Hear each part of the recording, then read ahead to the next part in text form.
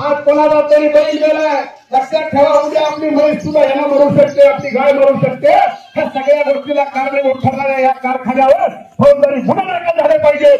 त्याचबरोबर या कारखान्याचा 2024-25चा गाळप परवाना रद्द झाला पाहिजे, ही मागणी आपण केलेली भावांनो. आणि याच्यासाठी प्रामुख्याने शेतकऱ्याचं संपूर्ण कर्ज माफ झालं पाहिजे, शेतकऱ्याला हमी भाव मिळाला पाहिजे, 2020चा 2023चा पीक विमा मिळाला पाहिजे.